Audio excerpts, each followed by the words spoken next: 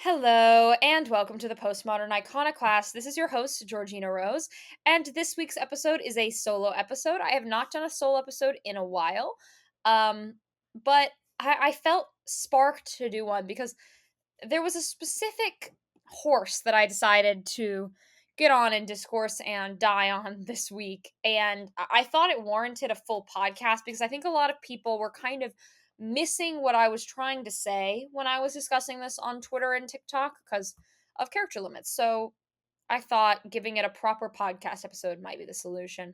And really, what this is what I'm going to call the atheopagan lie. And that is fundamentally the argument that atheism and polytheism are compatible with each other, which just off the words sounds incompatible, but some people have tried to square this circle, and I think it's damaging, and I think the impact of people who have this belief has been major on the community, and it rears its ugly head so frequently in our spaces that I think it's worth discussing and getting into because a lot of these people are actually quite high up in our community, and that I find incredibly alarming. Before I get into the main show, I do have an announcement. I am doing a trip to India with the amazing people at Trova Trip. We'll be seeing some of the most amazing religious heritage sites in the world. There are still early bird discount slots left where you get a major discount on the trip. You can pay in multiple installments. You don't have to pay all up front. In fact, not much is due up front, honestly. And you get to go in the upcoming year to India with me, which is like super, super cool. I'm super excited for it, and I think it'll be an amazing trip as a community. So make sure you check that out. The links are all below. And remember to, if you're interested, get on one of those discounted slots because once they're gone, they are gone. Now, let's get into the subject matter of this episode. And I'd like to start with just defining. I feel like this is a very old school thing I used to open my podcast with definitions, but I think that's often a good place to start. And I think what we need to define in these episodes is really four ideas, honestly, and that would be paganism, polytheism, atheism, and what I'm going to call spiritual atheism. So to start at the first, I'm actually going to start with paganism. So pagan is a broad term that has meant a lot of different things over history.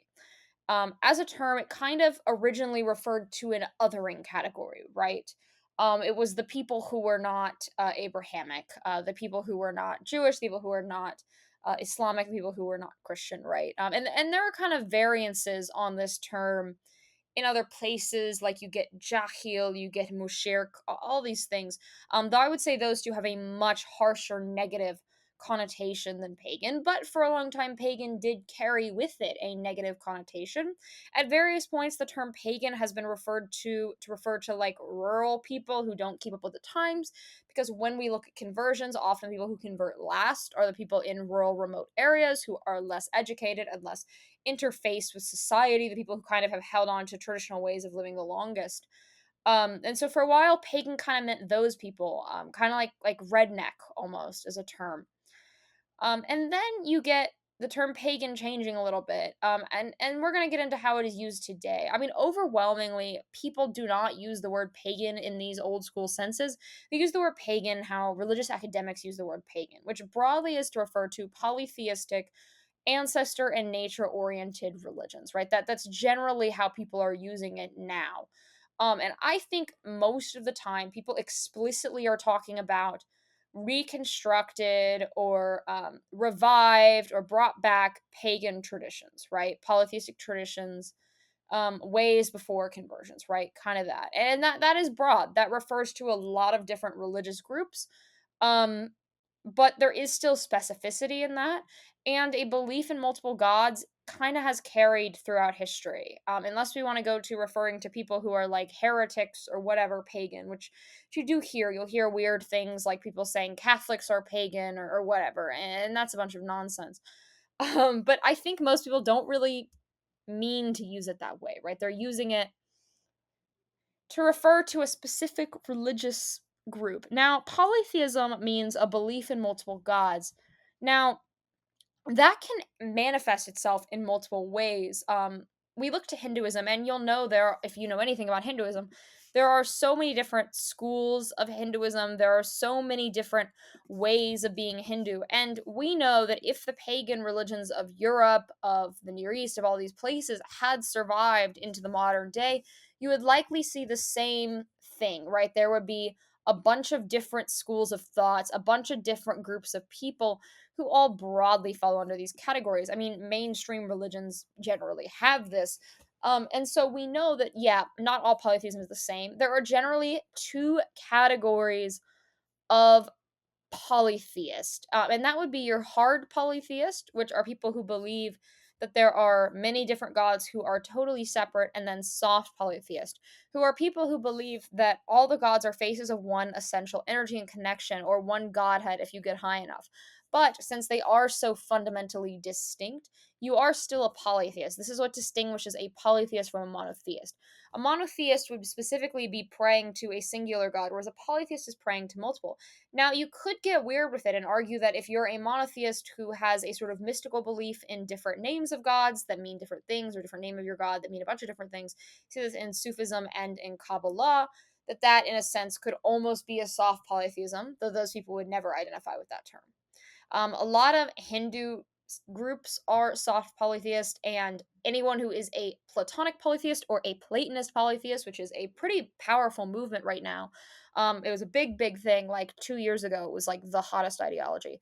Um, that would be a soft polytheist belief. As well, a lot of people who call themselves like monistic pagans or polytheist. And you'll notice a lot of people who utilize the term perennialist or traditionalist or any of these type of terms also fall into the soft polytheist camp. I think in general, pretty much anyone who isn't an old school reconstructionist is going to be soft polytheist. I think that the largest hard polytheist group is definitely Ausatru. I find Nordic pagans, Slavic pagans, all of them do tend to be hard polytheist. Now, as a polytheist, you're still polytheist whether you consider yourself part of these different metaphysical understandings, right?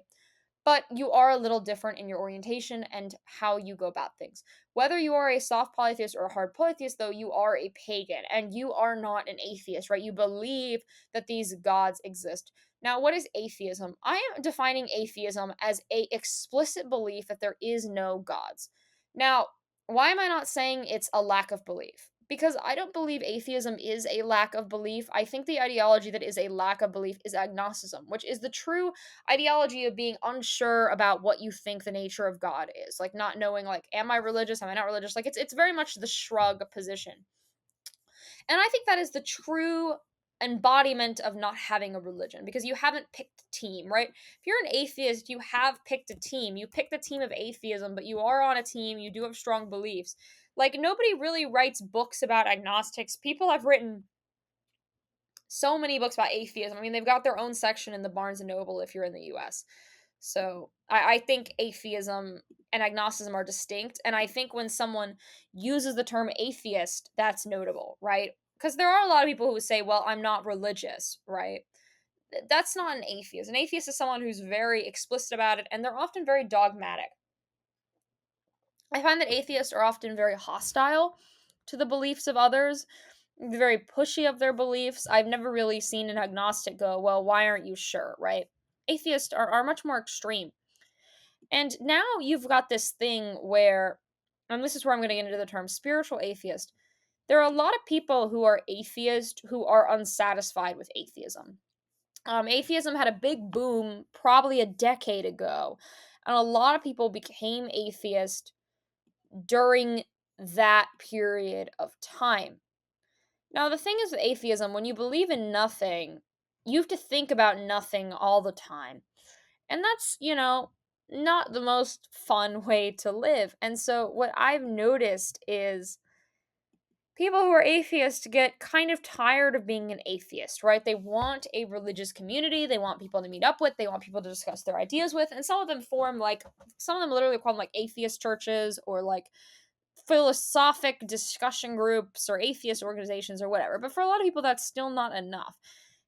People like believing in something. Humans are not really satisfied with not knowing or with answers that don't tickle our brain quite right. And humans are not really satisfied by atheism. I mean, atheism as a popular religious belief is pretty new. I mean, there always have been atheists. Like that's obvious, but it becoming so large and so common, I mean, that's definitely an innovation. And I think we need to, acknowledge that to understand the atheist movement and why they've gone so spiritual. And I think a lot of these people, they became atheists during the atheist boom. They've stayed atheists. Nothing's really convinced them that there is a God or there are gods or anything quite yet. But they do want something metaphysical in their lives because they feel they are lacking something. And that's how you get spiritual atheism. And that's basically people who are atheist, who are engaging with religion and spirituality for some sort of reason. So some of them, they are still knowingly atheist, right? They, interact with these ideas and they're like, well, it's actually just a really complicated mental psychodrama, right? I'm doing this because it tricks my brain. And when I do these rituals, the idea of the placebo really is strong. And through doing these things, I can make change in and of themselves. And I'd like to read a tweet by EIO131, a Falima blogger. People have thoughts on, but I really like this tweet. I certainly don't agree with everything he tweets, but I think this one is really good. He's not actually meaning to say what I'm going to say about this tweet. Like that's not actually what he's going for, but I think it actually demonstrates my point really well. And I didn't like this tweet because he's kind of referring to something different because he's actually questioning whether you should worship gods, whether you should do ritual. Like he's actually questioning the idea of it. But I think, I'm going to take this tweet in a different way. So, as he wrote, when pressed on the benefit of ceremonial magic, some will say something like, demons may not be real, but it sure helps develop your memory/contemplation. Those benefits are totally incidental. You would do better with to get some aerobic exercise if you want that stuff. Ceremonial ritual is the most circuitous route possible for improved physical and mental health I can think of. It's like forming a diet plan on playing poker. They're not connected. It's almost always done as an out of recognizing that magic's lack of efficacy. Now, I think this is not an argument that magic doesn't work. I think this is actually an incredible argument for what I'm going to say. And what I'm going to say is that if you are not explicitly theistic and explicitly esoteric in what you're seeking out, like it's not going to work.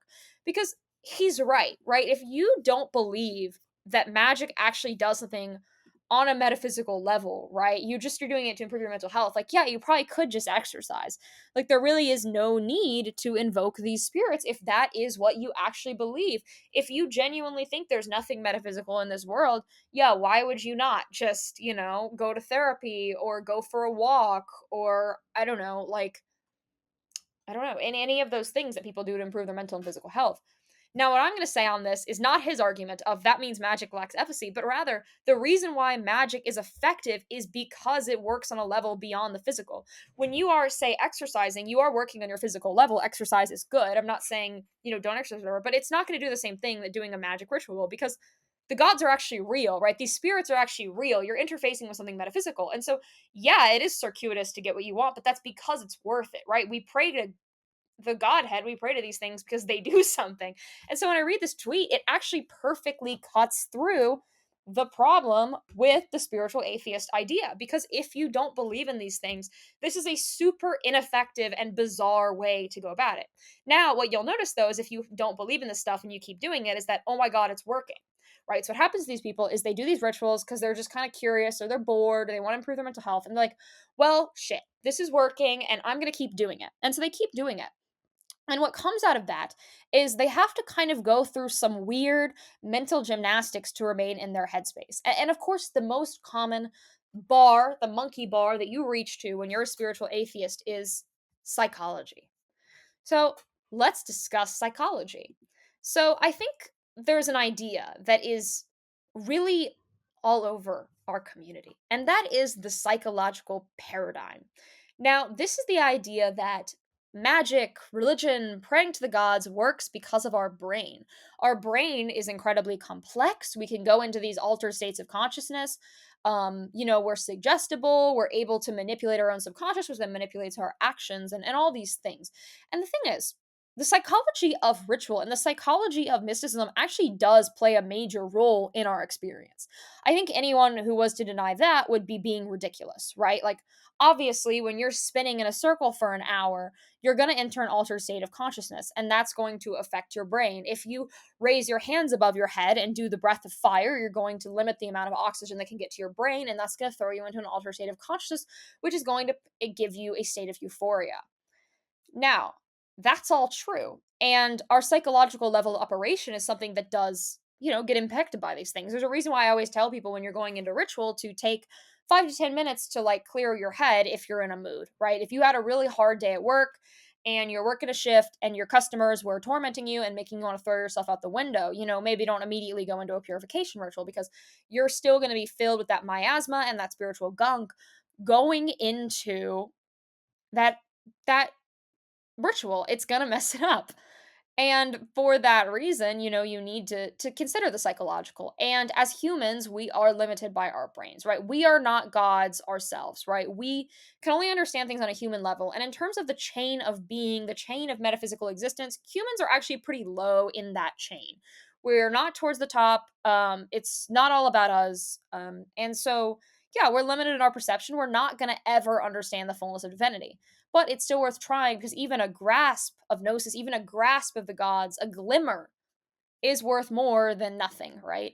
And so, yeah, we're limited in what we can perceive. And so, your psychology is important. And actually, if we look at the founders of psychology themselves, specifically Jung, a lot of people say a lot about Freud. I care a little less about Freud. I care a lot more about Jung because Jung relates a lot more to what we're actually talking about. Jung was very metaphysical in his beliefs. He was a Gnostic, and his ideas are actually very influenced by metaphysics themselves, right? His psychology is influenced by religion. And historically, science and religion have been incredibly linked because obviously, when we have a psychological experience, we are also having a metaphysical experience. When we are having, say, a mental breakdown, right? A really bad period of time and we're sick and we're suffering, there is a metaphysical dimension to that suffering, right? All of these things are linked, and our modern minds, we love to compartmentalize. We love to like put things in these little boxes and pretend they don't overlap. And so when someone says, oh, there's a psychological component to ritual, people go, oh, that means ritual is wholly psychological. It's the same as doing aerobic exercise. No, because there's more than the psychology. We're experiencing the psychology, but at the same time, we are experiencing these things outside of us. And that is why if you're spinning in a circle doing a little dancey dance, doing pirouettes in your ballet class for 30 minutes, it's going to feel different than if you're doing, one hand up, one hand down, and you're spinning and you're chanting, a specific phrase in Arabic for 30 minutes, right? One of those is going to give you a mystical experience. That would be the Sufi whirling.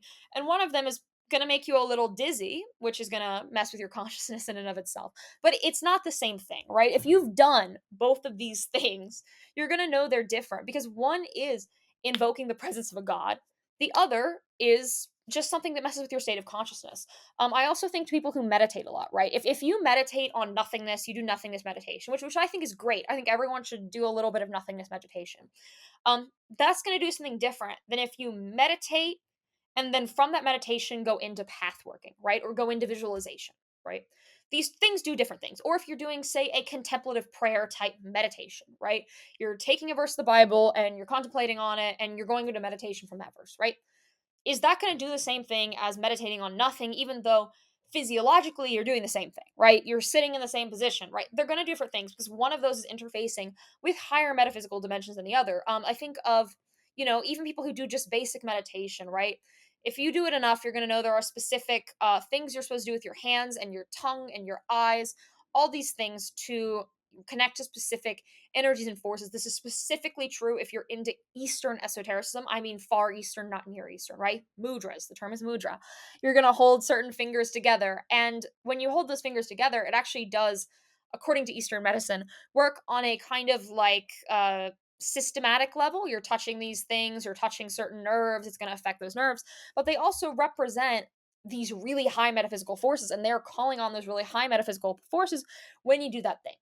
And so both of these are true at once. And what the psychological explanation misses is that it's missing that higher dimension of thinking. It's missing, like, oh, well, maybe two things can be true at once. Maybe I'm having a psychological experience and a spiritual experience. If you've ever gone through a really dark spiritual period where you've been really disconnected from the gods, you have struggled with, you know, deep deep vice, maybe fallen into like addiction, or fallen into, some sort of really toxic life pattern, right? I talk to a lot of people who have struggled with this type of stuff, who come to me for spiritual advice very, very, very regularly. And these people, they'll describe to me what is, their life doing horribly, right? They'll just talk to me about their struggles. And, they'll want to get out of those struggles. And often for them, when they start a spiritual practice, their life will improve.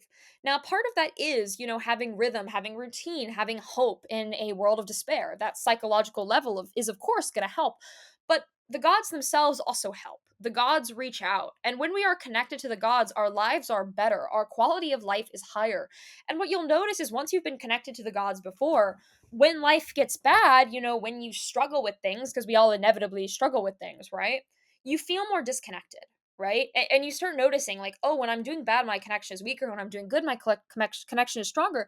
And when I actively seek out the gods repeatedly, I invoke them, I call them, I do the rituals, I feel closer, and life just gets easier. And when you're in a really good spiritual rhythm, and you're, doing ritual really regularly, you're praying multiple times a day, you're, living all that way, like, the things like virtue become easier. They just do. Like, everything kind of locks into place. And when you're in one of those states, like, it's just everything's easy, right? And you feel so close, and everything's so close, and it's a really, really beautiful thing. Now, the thing that happens after this is if you are someone who is into atheistic spiritualism and you start having experiences that, start getting really extreme, right? You start getting really close, you start making a lot of progress. And after a certain point, you reach this state where it's actually getting hard to justify your spiritual experiences by psychology, right? This is going to happen, right? You're going to, if you do well enough spiritually, psychology is going to stop being something that can explain what's happening, right? It's no longer like, oh, I'm in a really deep trance because of this meditation, and that could have to do with my breathing and my heart rate, right? After a certain point, it's not like that, right? After a certain point, you're going to start having visions and visionary experiences, some with eyes open, some with eyes closed. And if it's a closed eye vision, you can go, oh, well, that's my imagination. That's my mind running wild. That's my subconscious. Like, you can start to do that. But after a certain point, you stop being able to do that because the experiences are extreme because they are real. And this is where people who are locked in this secular mindset start getting thrown off, and where it starts actually negatively impacting their experiences. And this can go a number of ways. Either one, the person starts believing, oh, this spiritual progress that's been making my life so much better, I'm starting to have visions, I'm starting to see signs throughout my day, I'm starting to have all these things, I'm starting to notice, like, on the full moon, I can't sleep, and on the new moon I feel, all these different things happen. When the moon is void, of course, in my chart, I notice things are weird. And they start going into, well, I am dealing with psychosis, right? And psychosis is real. I'm not some sort of nut job who thinks like psychosis doesn't exist. Any spiritual teacher who does that whole, like, well, schizophrenia isn't real, that's like spiritual gifts, like, that's nonsense. Psychosis is real. It's a burdensome condition, and it's serious. And there is such thing as spiritual psychosis, which is people who have like psychotic episodes of a spiritual nature. And I've felt really lucky. I had a conversation with someone who suffered with spiritual psychosis, who also then became a mystic after they were in remission for their psychosis. They got on medication, they went to therapy, they did all the right things, and they really got their life together. And they then got into mysticism and religion, after their psychosis got less extreme. And I wanted to talk to them about this. This isn't a podcast. This was a private conversation I had, but it was really interesting because they started describing to me the difference between their experience with medical schizophrenia and their experience with mysticism. They're definitely like a Christian mystic type person, but what they told me is that when they had a psychotic episode, it would actually impair their life functioning. It would distress them. And it would really mess up their entire patterns. I'm using neutral pronouns because I don't want to identify this person in any way. I want to keep them as anonymous as possible. Just, like that. That's why I'm using those. Just for anonymity. Because this wasn't like a public conversation. But anyways, and then they said, well, once I started getting into mysticism, you know, I started seeing positive change, and I was medicated at the time and seeing a good therapist and all these things. And it was no longer causing me problems. And they actually spoke to their therapist about this, and the therapist said that this distinction matters. And what they told me is that if you've experienced psychosis before and then you experience mysticism, you'll notice that it feels different, it looks different, and it is fundamentally not the same thing. And so we can have a nuanced perspective where we admit that, yeah, psychosis is a thing, and yeah, mystical experiences are a thing. But what happens with these people is they're so rooted in their mindset, they assume it has to be psychosis, and often it's not. If you have psychosis, there is likely other mental health symptoms going on. And so yeah, they end up basically falling out, crashing out, and losing their spiritual practice because they are so convinced that their spiritual practice is some sort of ailment, right? And then that, causes problems, right? Because their spiritual practice is clearly helping them. They're going to lack that help and they're going to fall back into whatever they were dealing with before they went down the esoteric path. Um, Now, another way that I think secularism causes problems, and this is less mental, but I do think this has mental ramifications, and that would be narcissism. So I'm not using this in a clinical term. I'm using this in the colloquial term, like thinking everything's about you, thinking you're the center of the universe, getting a really big ego, all that stuff. I'm not using it in a medical sense. But basically, if you believe that all of these experiences, there's no gods, there's none of that, you're just having these experiences to have them, it creates a very you-centric view of spirituality, right? Everything revolves around you. It's all about you, you, you, you, you. You're the center of the universe, you're the sun. And this is definitely a type of mindset that I had when I first got into spirituality, especially with the traditions that I was part of when I was new to the practice. Like it was something, I was part of a fair amount of traditions that were very much centered around you and not the gods, right? And that's where I jumped into. And what I noticed with time is that that's not reality, and it does impede on your ability to have a positive spiritual growth, because what I've noticed is the longer people are into the esoteric, their practice starts to shift. I think most people get into this stuff from one of two places. The first place is a place of struggle, right? There's something going wrong in their life and they want to improve their circumstance, they want to improve themselves. And this is how I came into esotericism. I've talked about it before, that my original interest in spirituality was because I was in a really bad point in life and I wanted to improve my life. I was very interested in self help, and all these things. And basically, it made me start thinking about religion, because inevitably it kind of leads there, right? A lot of like self help type advice eventually does kind of become spiritual. And so for me, that wasn't satisfying for me. The new age stuff was not satisfying for me. I needed something with a bit more to it, a bit more oomph, a bit more philosophy, and a bit more of a total explanation of everything and why things work. I like to know why things work. I don't like to not know why something is working. That kind of annoys my brain. So I ended up getting into pretty serious esoteric paths pretty quick because, that gives you a reason, it gives you a path, and all these things I wanted. And when you're coming into this stuff from a negative spot, for a lot of people, they get this kind of pull yourself up mindset, right? Like, oh, I'm gonna lift myself up, all these things, and you have to do that.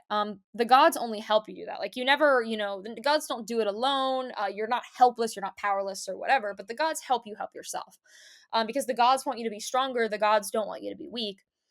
And people coming from that mindset, they have a specific mindset to them, and they view things a little differently. But the other place that people I find often come into esotericism from, and this is more something that I've seen a little less frequently, but it's basically people who want to like get stuff, right? They want to, like, there's some problem, some specific problem, not generally that they're struggling, but like some specific thing. Like, they want to get their ex back, they want to get a specific job, and so they're willing to do anything. They're desperate to do something to get this thing. um Now, these people often, they get into like witchcraft, left hand path stuff, all these things. And with those people, it's very easy to fall into this self centric spiritual mindset, right? But the thing is, even if you want to get stuff and that's your motivation for getting into like mysticism or whatever, like I want to get money, I want to whatever it is, right? Eventually you're going to become unsatisfied with that because a lot of the things that we want as human beings are not tangible. Like a lot of the things human souls desire and yearn for are not stuff. Some of it is stuff. Like I think people want a good job that they're happy at, right? And I don't think it's inherently materialist or bad to say that. That's something people want. And that makes your life better. But there's a lot of non-tangible things human wants. People want love. People want to feel happy. People want purpose. They want to feel like they're contributing to something better than them. They want to be virtuous, all these things. And those things you can't really get by like doing spells to get stuff. You can only get that through closeness to the gods and through mysticism. And so with time, whether you came through one of these paths or some other path into it, I know some people get into this stuff by being really into like history, and then they want to experience religion by having a bad experience in some other path, or maybe they've just always been intrigued by this stuff. There are other motivations. Those two camps I just seem to have a lot of people in them. um Whatever it is, right, eventually you're going to go towards mysticism. I think this happens for pretty much everyone. I mean, some people don't, like some people pretty much stay in that like I'm going to do sigils to get stuff mindset for a long time, but a lot of people, that's not where they stay, right?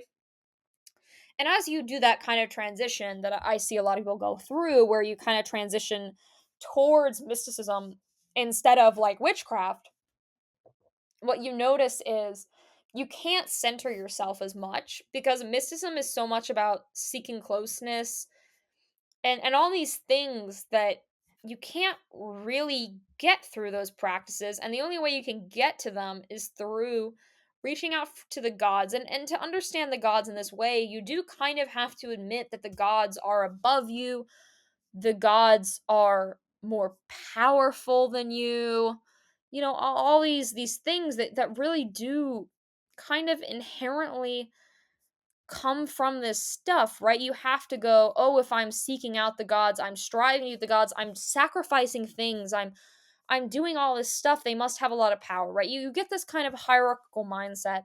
And that's reality, right? There is a metaphysical chain of being, there is a magical hierarchy. Things are not all like on one, you know, level playing field. It's not even, it's not any of these things, right? There is actually tiers to reality, tiers to existence, right? It's not all on the same rod. And if you have a really atheistic mindset, that's kind of a thing you can't swallow, because if you don't believe there's anything beyond us, how can you admit the gods are above you and worth reaching out for? Now, where this goes, and this is kind of something sort of related to it, and that would be like believing they're archetypes.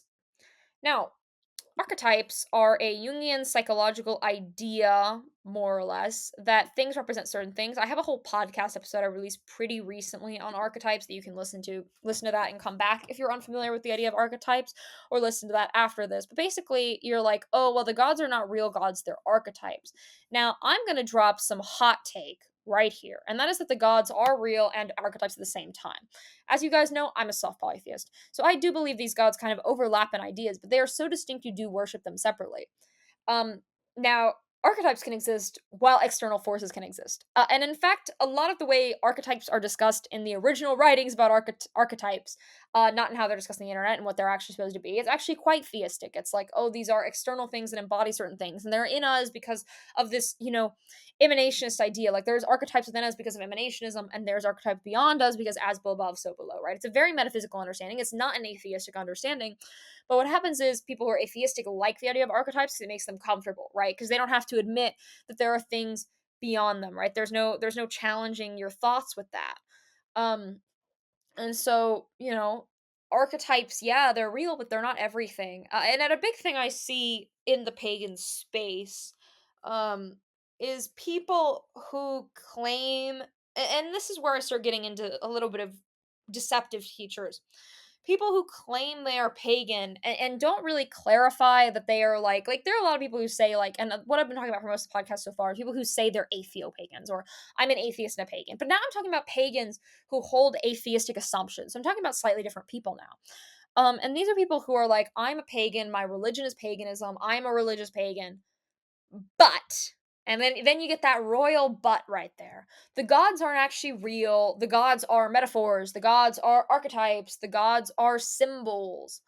And all these things. And yeah, there are symbols that represents the gods. The gods, yeah, there's a symbolic layer to them, but why do symbols have power? If there is nothing metaphysical, why can you say, oh well, they're a symbol and symbol has power? But why does symbol have power? Why are the symbols powerful? Like you have to ask that back immediately, right? If symbols are so powerful, what gives symbols that power? What makes symbols special? What makes symbols have all this dimension? Why are there certain symbols that humans have been, feared and fascinated by for thousands of years? Why have random cultures that are millions of miles apart and wouldn't have interacted except for like specific traders discovered the same little shapes? You know what I mean? Why would they have discovered the same little shapes? They have the shapes because the shapes mean something, right? They're not just little drawings, like they're there for a reason, and that's because there's a metaphysical dimension because the gods are real and the gods are represented by symbols, but the gods are not the symbols themselves. This is a conversation that I feel like I have to have with people who really hate the idea of like statues or drawings or using things to represent gods. Like, well, the god is the symbol. Like, no, the god is not obviously the symbol. That's so stupid. I don't even know where to begin with that one. Like, that's just nonsense. I mean, yeah, sure, there were some historic pagans who kind of did pray to, like, you know, trees and certain, how do I explain it? Like, they would pray to, like, kind of like statue rock looking things, because the statues and rocks would represent the thing, like it would, this is the idea of the Baitul. This is one of the big things about early Islamic writers that annoys me, where they say, oh, they prayed to this specific rock and then I destroyed this rock and the god died. Like, that's not how that works. That's not metaphysically how that works. But people, it's almost like this type of assumption, like, well, the symbol, but why does the symbol have power? Why does this rock have power? Why does this meteorite have specific power to it? It's not because the meteorite is a god, right? No, that's no. And I would think people would understand this because Catholics have been saying this for a really long time. Like, oh, my icon that I have on my little altar is not Jesus. I do not think this is Jesus, but there are people who are like, well, that's Jesus right there, right? Like, it's stupid. This is not. I don't know why this is a conversation we're having in 2024. People have been arguing about this for probably like a millennium or however long we've had religion and brains. But yeah, like, why does the symbol have power? Like, just please ask that question. Um Now, what happens because of this is there are a lot of pagans who are like, well, I'm a normal pagan because I believe this. And actually, all pagans believe this. And that's the most ridiculous thing I've ever heard. Because if you've ever gone like in person and put down Twitter and been to a pagan event, you'll know that's not true. I mean, I would think most of us literally believe in the gods. There's like a loud minority of people who like do it for symbols or whatever. And they do this for a variety of reasons. I mean, some of them I'd say are like better arguments. Like some of them are like, well, everything's psychological, which I've already debunked. But the other reasons are like, well, I'm a pagan and I think the gods aren't literally real, but I like paganism because it has some sort of like social utility, like it aligns with my political ideology and political goals. And I hear this one from actually very different places. I hear it from like some traditionalists who really find paganism as a great representation of traditionalism, of their heritage, whatever. And then I also hear it from like leftists who essentially have a big grievance against Christianity or Islam or whatever. And they think it's like a good fuck you. Right? Now, both of these perspectives I don't like. Um, because the gods are real and I don't think it's right to use them as political pawns to make some sort of point. I don't like that. And I think that, yeah, like if you understand paganism, you understand polytheism, like you're going to pick up some political beliefs. I mean, I've discussed politics occasionally online. I tend to get in trouble for it. People don't really like what I have to say about politics.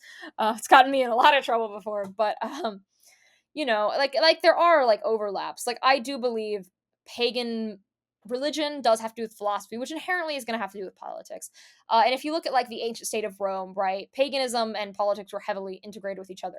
But I do think it's wrong if you don't actually believe in paganism to like this pagan politics things. Actually, I've seen Christians get mad about this too, where like people will essentially LARP as Christian to make some sort of political point about society and then like completely disrespect that religion in the process, right? They'll be like, well, I'm doing this because for X or Y reason, right? It's stupid. I don't think you should have a religion as a political point. I think you should have a religion as a religious point because that's what you believe in and that's what you find to be true and that's what is true, right? And often I think it's better to think like politics come off my religion instead of religion comes off my politics. I think that's a better way of understanding the world. Because at the end of the day, the gods are more important than politics. Like one of these is way more important than the other. Um, Now I will also see people basically like be into like archetype paganism because they're just really into archetypes and they like archetypes. Just don't call yourself a pagan, right? If you really love like the Enneagram and Jung and all these things, and you love archetypes, and you start using pagan language and call yourself a pagan, like, I mean, at that point, like, you probably will become a pagan with time. Like, honestly, you're on your way. You'll probably get there, but you're not the same as us. Like, you're just not, and that's fine. If you eventually become pagan, cool. Um, but you are like slightly different than paganism. You're not, you know, doing and experiencing the same things as us, and that's fine. These people I really have the least issue with because honestly, they tend to be pretty open about it.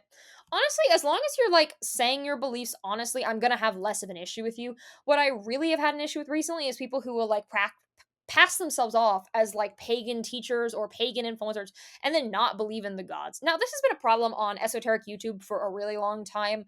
I mean, there's a whole thing of like literally probably 70% of esoteric YouTubers aren't even clear about what they believe. Like people sometimes will get on me for being biased because I'm on a cult tube and I actually like say what I believe and I make all my videos, most of them. I mean, some videos of mine are just explaining and are not what I think, but often my videos are what I think. And even the videos where I'm explaining things, it's from my view. They'll get really annoyed because I'm biased because I talk about my beliefs, or they'll say I'm being, aggressive because I share opinions. But that's because I actually believe in these things, right? I'm not some academic who doesn't really have a horse in the race, right? I do believe in these things. And my goal has always been to show my perspective as a practitioner. I am not an educator, I'm a practitioner. And I am helping other practitioners. It's really my goal. It's not just to like inform people or whatever, it's to help people grow as practitioners. And that's really not the goal of the many people on OccultTube who just make videos talking about these things, who often either are not practitioners. I mean, some of the biggest people are not practitioners, which by the way is literally fine. I'm not crapping on these people. Um, but I think it becomes an actual problem, and where I will crap on these people is if they pretend to or make it really unclear that they don't believe these things. I think if you are, say, a scholar who just talks about these things, like just say you're a scholar, like explicitly. Like there are some people who are like, I am an academic and I'm talking about this. Like, not talking about them. I'm talking about people who it really does seem like they believe a specific thing, but they won't like come out and say it. Or they'll do the even worse thing of say they believe something and then not believe it, right? Or say I'm a pagan, but also I'm an atheist. And I'm never going to say I'm an atheist except in like 2 videos ever. And I'm going to teach tons of people and I'm going to write books on and teach classes on, pagan mysticism while being an atheist. And I'm going to very rarely disclose that. That I have a problem with. And I do think it is manipulative.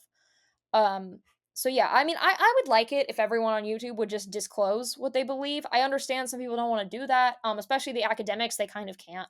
I know some of them secretly believe what they're explaining, but they can't for their teaching reasons or whatever. Like that's fine. They're not, but they're not masquerading. I guess I don't know. I like to know what people think. I like to know where people stand. But maybe that's just me being a little different than the culture, because the culture people certainly do not like to do that. Seems like everyone is allergic to clarity in the modern world. Anyways, that was a little ranty and a little harsh. Um Now the other thing that I wanted to bring up in this conversation, and that is kind of where has this come from? Why did these things end up meeting? When did it become cool to be an atheo-spiritualist? Where does atheo-spiritualism have its roots? And that's actually very recent. This idea of like atheist spirituality is an incredibly well, I guess technically modern, postmodern, not exactly, but very recent idea. It's not one that really has a lot of history to it. Now, there are some people who kind of like retroactively rewrite historic religions to be different than they are. Like, I think the revision of, Buddhism as like an atheist philosophy is pretty bad. People have just kind of like, you know, reworked it. But for other things, there is this just, new infiltration. And I think that we need to remember a lot of this does stem from the Enlightenment. The Enlightenment was kind of like the big secularization of society. Everything, became integrated. Rationalism, materialism, all these philosophies became dominant. And this really shaped like modern society, honestly, like this period of time. Like I would say our modern culture in the West. Now I know I have a lot of podcast listeners who do not live in the West. You guys can just skip this section. It doesn't really apply to you, but maybe it can help you understand us what's going on with us Westerners. We're really shaped by this period of time, like so immensely shaped by this period of time that like everything has become so secularized that it's impossible to even think in religious terms anymore. Like, I know so many people who are like Christians who think you are schizophrenic, like medically schizophrenic, if you think demons are real, even though literally their entire religion mandates you think demons are real. See this less with like Muslims. I mean, most of them believe jinn are real or whatever. But occasionally you will literally see people from like mainstream religions blatantly denying that things about their religion is real because, well, it's crazy. It's too out there. I could never believe that in this perfectly rational modern world or whatever nonsense. You're not believing in your own religion. And so obviously this is going to seep into our community, right? If it's taken over the mainstream religions, it's going to take over us. So, I mean that's part of how we got here. Now, the rest of how we got here, I think new age stuff has a big part to play in this conversation. I think theosophy, new thought, all of that, all these ideologies that have basically said, well, everything's true, everything is real, there's no such thing as like different beliefs, everything's the same. Like, I'm a perennialist. I believe there's truth in multiple spiritual positions, but I don't think everything is true. I don't think all religions are right. That doesn't even make sense. How can all religions be right? There's contradictions there. I believe a lot of religions have pieces of one objective, real truth. I believe there is one objective, real truth that has existed since the beginning of time, and most religions have like a piece of it or a glimpse of it. But I don't think it's all true. I don't think it's all valid. I really want to punch whoever invented the word valid, honestly. They're like, well, your beliefs are valid. Like, I got in a lot of trouble on TikTok for saying that if you're an atheist, you should not call yourself a pagan teacher. And people are like, well, you can be an atheist and a pagan. And I'm like, well, really, no. People were like, but everything is valid. It's all valid. It's all so valid. Like, no, maybe not everything is valid. Maybe not all beliefs are correct. Um, and because of this everything is valid idea, you know, we in the esoteric community are unable to say, well, that doesn't make sense, or, oh, you might be wrong. We're unable to do that. No one will listen to us. And so because of that, like, our standards for what our religion should be and what people in our religion should act like just get thrown out. Like, no one, like, we're expected to have like no standards, no rules. Like, we're just expected to have none of that, genuinely. And that's absurd. We should be able to have our standards and our rules and our beliefs and say, like, hey, if you believe that, you're actually outside of our beliefs. I'm not saying you can't believe whatever you want to believe.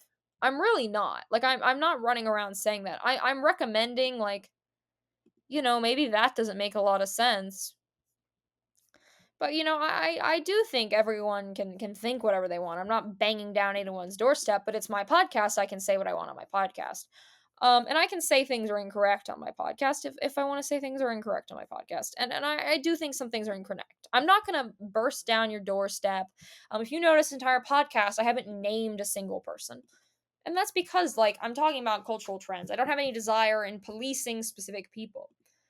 I just generally think there are certain things that are not right and not metaphysically correct. And I think as a community, we should be able to say that. I think that the idea that every religious path is valid and they're all equal and there's no hierarchies, and everyone's allowed to believe whatever and still say they're part of our community. That doesn't make sense, because if you try to join a real life pagan community, you're going to have to take oaths and agree to specific things. You're obligated to think certain things in every group. So why online can I not say, yeah, you actually have to be a polytheist to call yourself a polytheist? Like, why am I not allowed to say that on the internet without people acting like I have committed a hate crime? Like, it's just kind of obscene. These words should have meanings. And so often we're debating the meanings of these words. Like, I can't even think of how many times I've had to get into arguments about things that are definitions. I mean, I've made whole podcasts, like hour-long podcasts talking about definitions of words. And if we defined ourselves in specific ways and did all that, like, I wouldn't have to spend whole podcasts defining words because they become so meaningless, right? Um and I don't like that. I think that we can change that as a community. And I think that would be nice. So I'm gonna end that podcast on this note. This podcast got very salty. I knew it would be a little salty. I didn't know it would get that salty. But we're feeling salty today. You're getting maximum salt. If you want to support this podcast, we're supported through Patreon. You get a bonus pre-show episode with every single episode, a bonus episode every Sabbath. There should be one in late March, I think, is the next one. And yeah, you get like everything, really. I mean, there's a lot of cool stuff. You also get your name read out if you're a high enough tier. So yeah, thank you so much. Please like, comment, subscribe. You can find me everywhere in the world. And if you're on a podcasting platform, I really would like it if you would leave a review, unless it's a negative review, in which case, please do not leave me a review. Only leave me a glowing, lovely review. All right, I'll see you guys in the next one.